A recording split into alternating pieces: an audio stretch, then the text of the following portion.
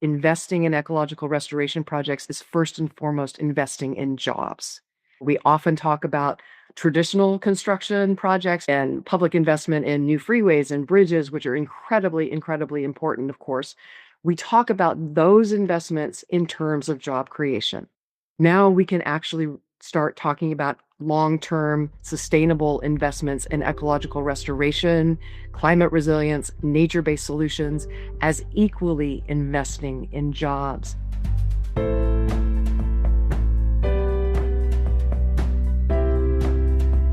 Welcome to Sustainability Leaders. I'm Michael Torrance, Chief Sustainability Officer at BMO. On this show, we will talk with leading sustainability practitioners from the corporate, investor, academic, and NGO communities to explore how this rapidly evolving field of sustainability is impacting global investment, business practices, and our world.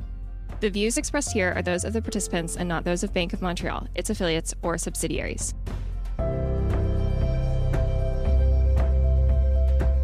Welcome back to another episode.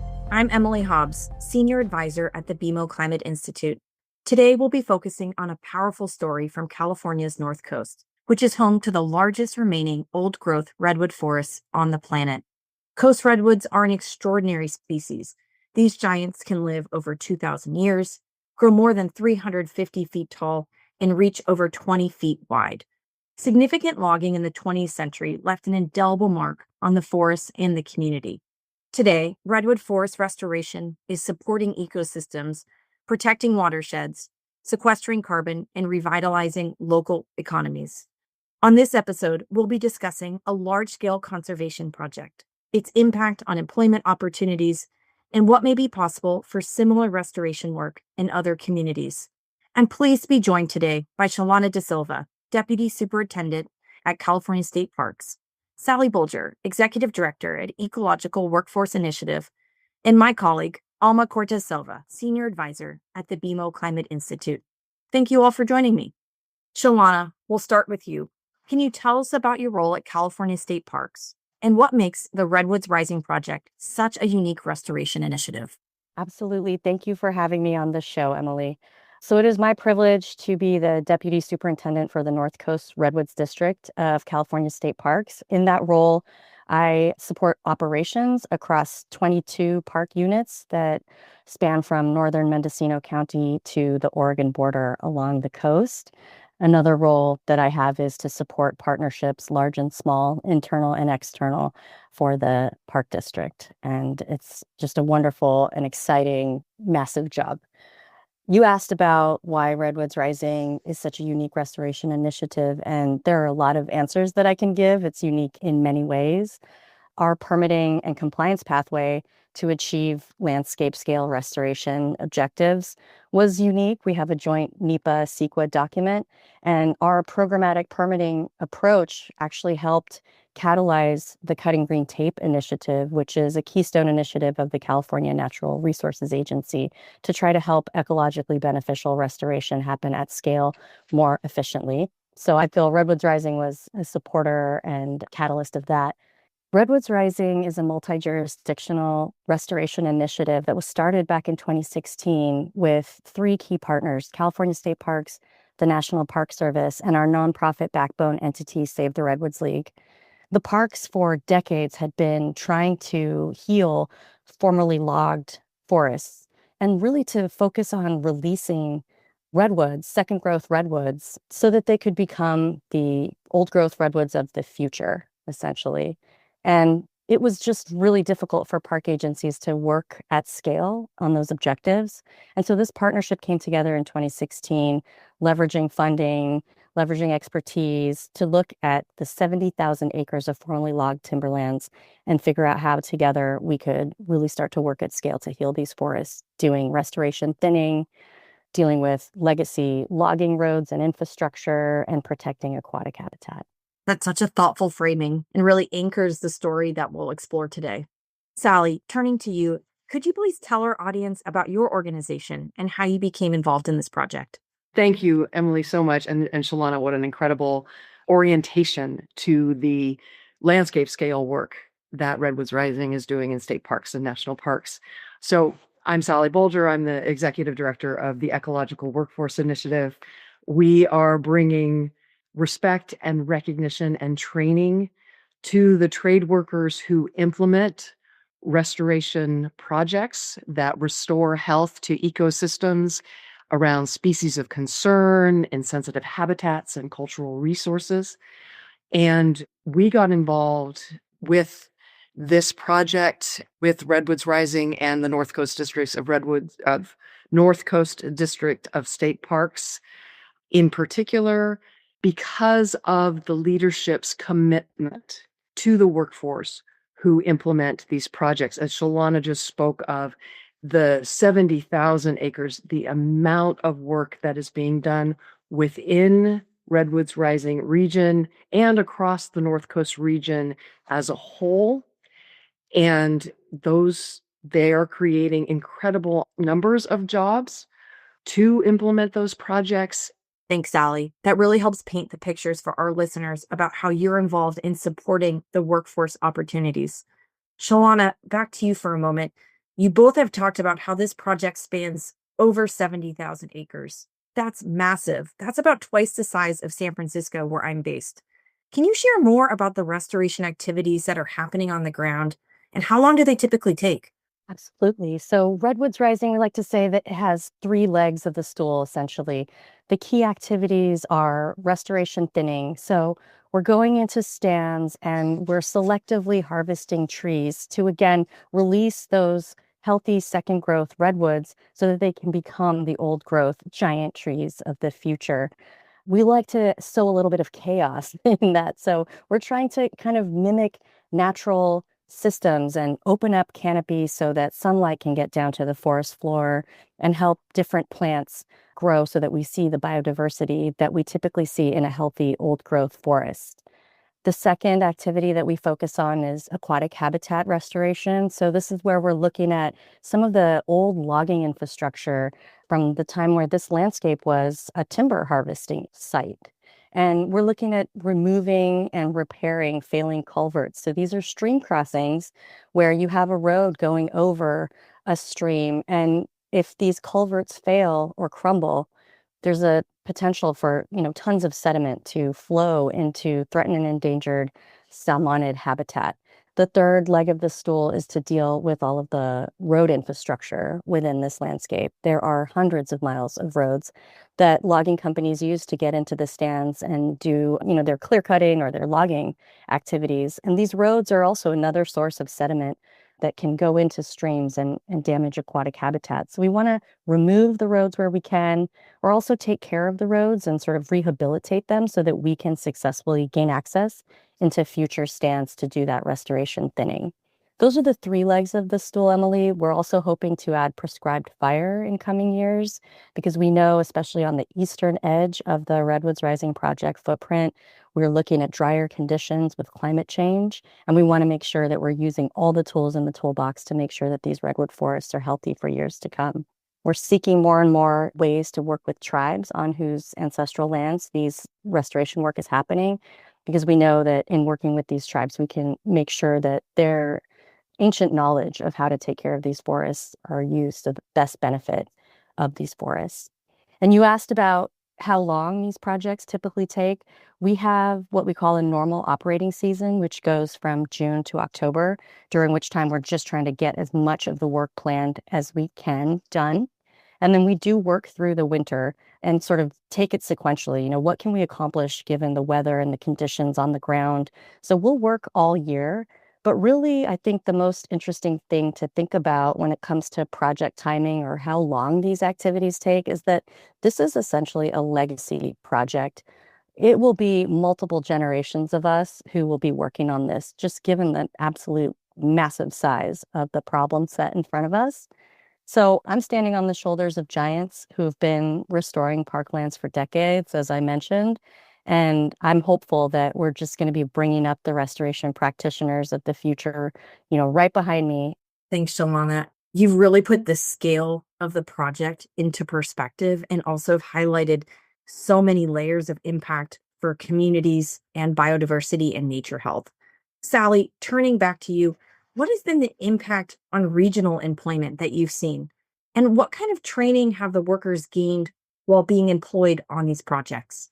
Thank you so much. That's such a great anticipatory question. The project that we are working on now is looking forward, but there have been studies that have looked at the economic impact of the large scale restoration activities throughout the Redwoods Rising region, primarily the report assessing the restoration economy that looked at restoration, as I say, throughout the region. And that report showed that projects that have already been done have brought tens of millions of dollars into the local economy through jobs, through increased visitation, et cetera. And what we now are doing, which is something that's never been done before, is to now look forward. We gathered data on a sample data set of the projects that are planned in the region and then analyzed that data for how many people were going to be needed to actually construct those projects, and then determined the wages that those jobs represent. And then with the help of BMO, to take that wage data and analyze it for the greater economic impact, particularly on the local communities. And what this does is it enables us to show how these investments in ecological restoration, from state bond measures, from budget investments, from private investment in ecological restoration that is funding all of this work, how those investments lead to job creation and uplift the vitality of the local communities, as well as they uplift the vitality of the local environment. And these projects, the training that folks get, a lot of it is on job training now. What we do, Ecological Workforce Initiative, are elevating the recognition that this is a specialty. I'd really love to just build on what Sally is sharing. I think what she's describing is really why our project, in partnership with Ecological Workforce Initiative and Parks California, is so critical. These data that Sally references is proof of concept, essentially, that long-term, consistent investment in restoration presents an opportunity not just to heal lands and waters, but also uplift local communities. Redwoods Rising, from its inception, has been going grant by grant to try to, lift up this massive restoration initiative. And you can imagine the compliance, the reporting, all of the administration for these grants it's a lot of load for the initiative to bear. And so we're just really excited about this project, because what we're seeing is that if we were to have consistent investment in these restoration activities, it's beneficial not just for the land again, but for local communities and local economies. And that's just a really exciting prospect. Thank you both so much, Sally, for your context, and Shelana for building on that. And what I'm hearing is highlighting the sustained employment opportunities for this workforce through this initiative and investments. I'd like to turn to Alma, who, along with Parks California and others, conducted an economic analysis of the restoration workforce involved with the Redwoods Rising project. Alma, can you please highlight some of the key findings of this research? Thank you, Emily. Let me first start with how we got involved with the project. Back in April 2024, BMO announced a 40-year, $1 million donation to Parks California to support their work on fostering environmental stewardship and providing economic opportunities. This work reflects how BMO community giving approaches workforce development as a strategic investment in long-term community strength. Now, internally, the BMO Climate Institute, we were talking about, hey, we should be doing studies on the effects of environmental projects on jobs. And it was actually you that suggested we have a great partnership with Parks California. And then you introduced us, and they have great data. And that's how we got started with this project. Both Shelana and Sally have highlighted quite a bit of the findings, but I think it's worth reiterating some of them. I feel like there's 4 main findings of this study. The first one is, like both Shelana and Sally said, that restoration work brings major economic benefits. It's not just environmental benefits. What our study is showing is that ecological restoration doesn't just help the forest, the rivers, the wildfires, but they're also putting money into the local economy through wages, construction activity, local spending. The second one, which was also highlighted by both of them, is that it creates a lot of good, accessible jobs. So we're talking about for both counties, and we're being very conservative on our estimations here, 250 people per year for both counties. So this is just the direct wages. They do not require a college degree, and then the workers typically earn between 42,000 to 108,000 per season, which is around 9 months of work.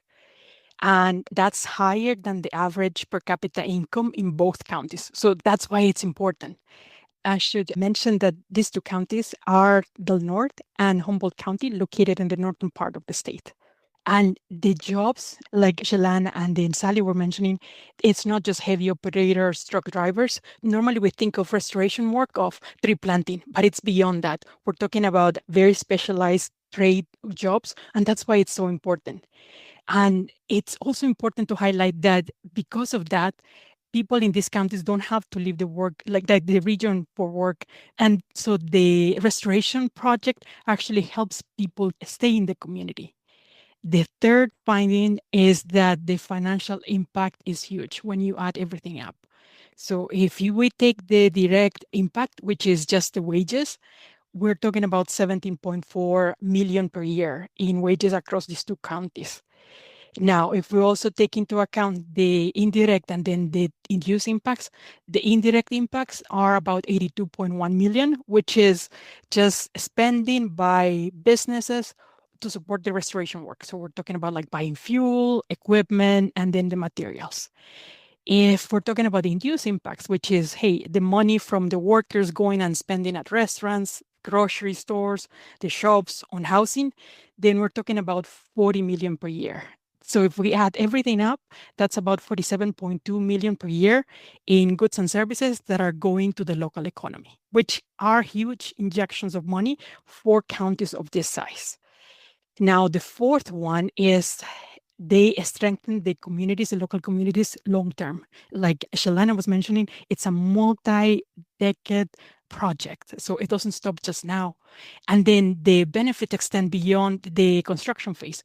We're creating new opportunities because now the region could have ecotourism, or you could think about potential carbon markets or other ecosystem services.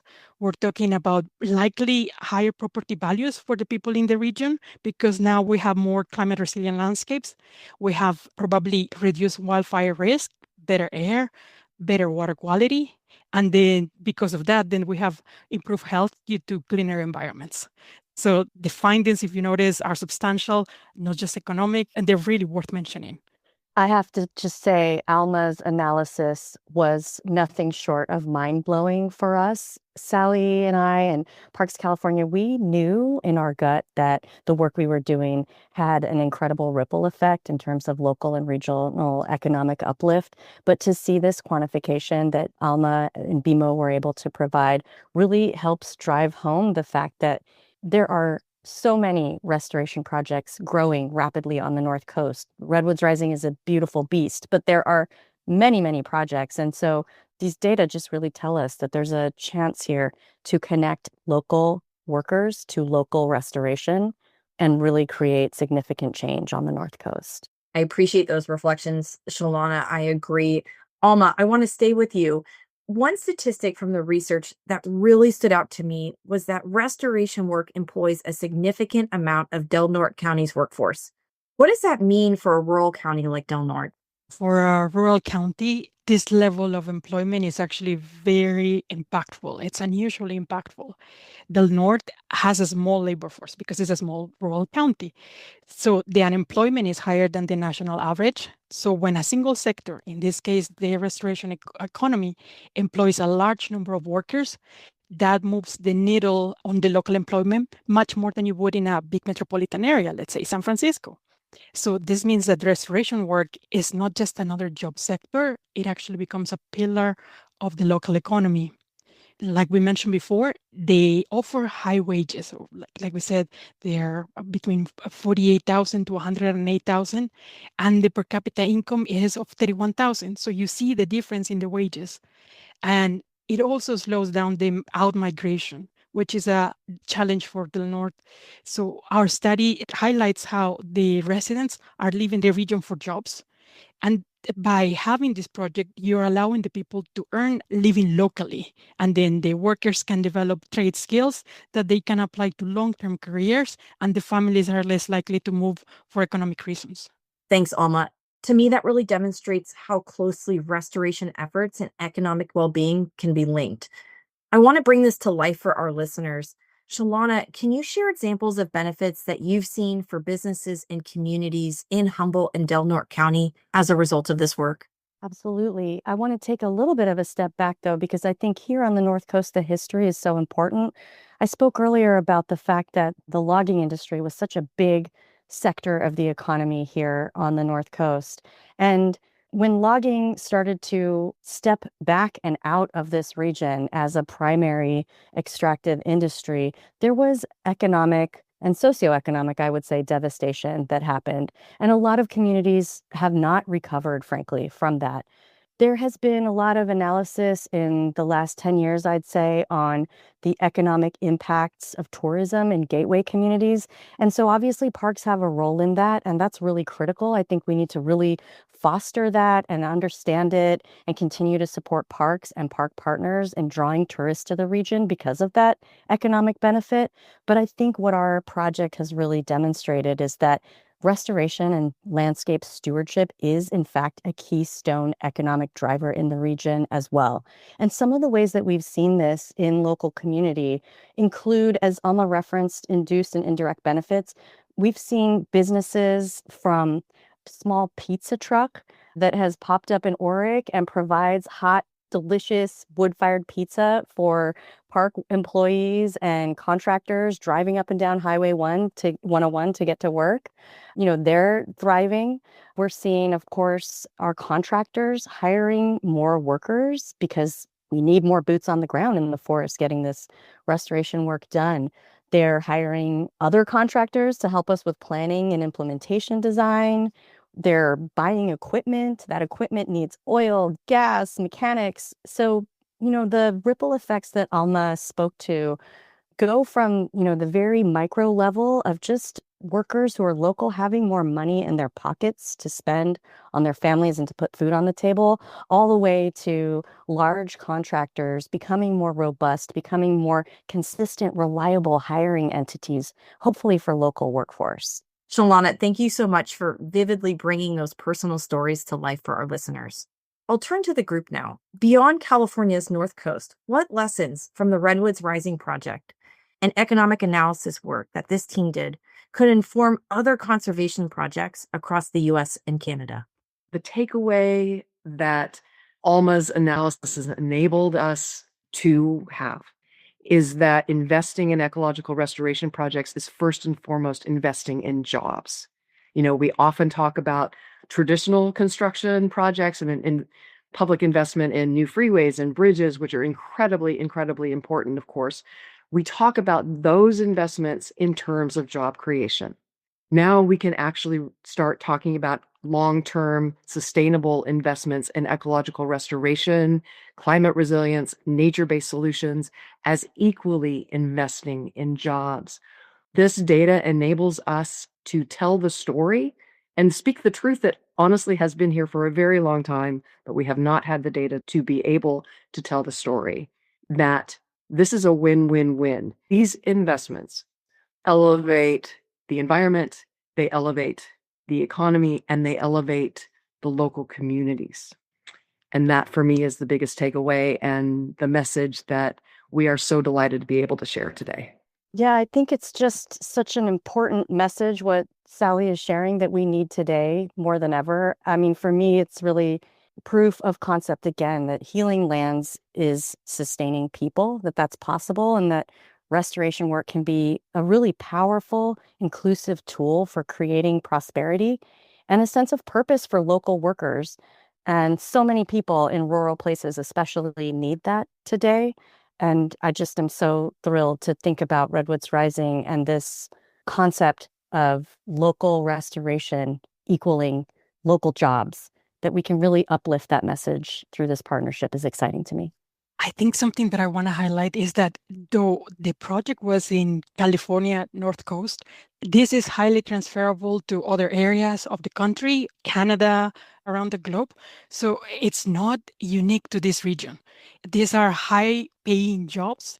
And then the high wage comes from the type of work, not the location. Rural economies everywhere share similar characteristics.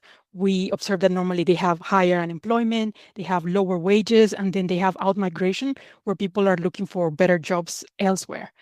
But by having the projects in the region, then you're allowing for people to stay locally and then enjoy locally.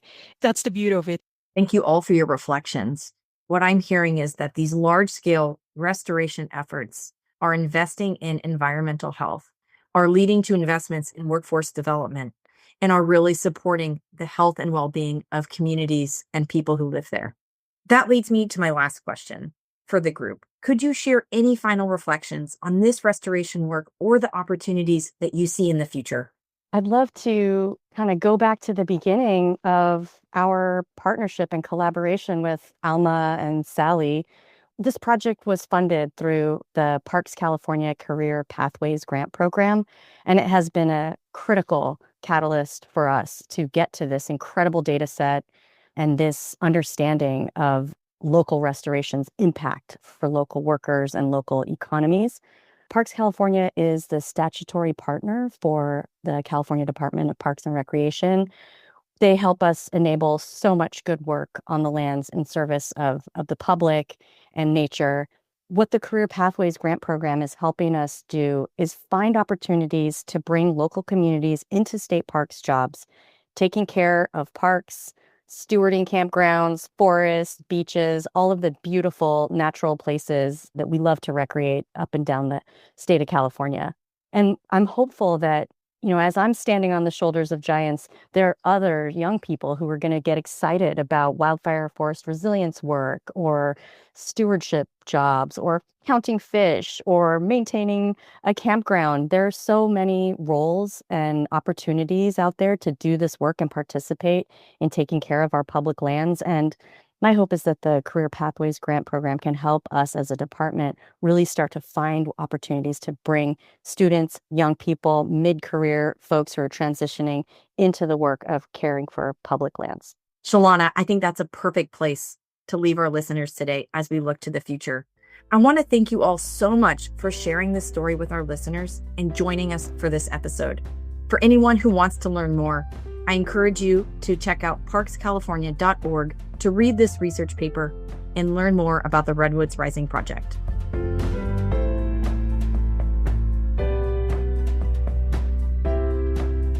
Thanks for listening to Sustainability Leaders. This podcast is presented by BMO. You can find our show on Apple Podcasts, Spotify, or your favorite podcast player. Press the follow button if you want to get notified when new episodes are published. We value your input, so please leave a rating, review, and any feedback that you might have, or visit us at bmo.com/sustainability leaders. Our show and resources are produced with support from BMO's marketing team and Puddle Creative.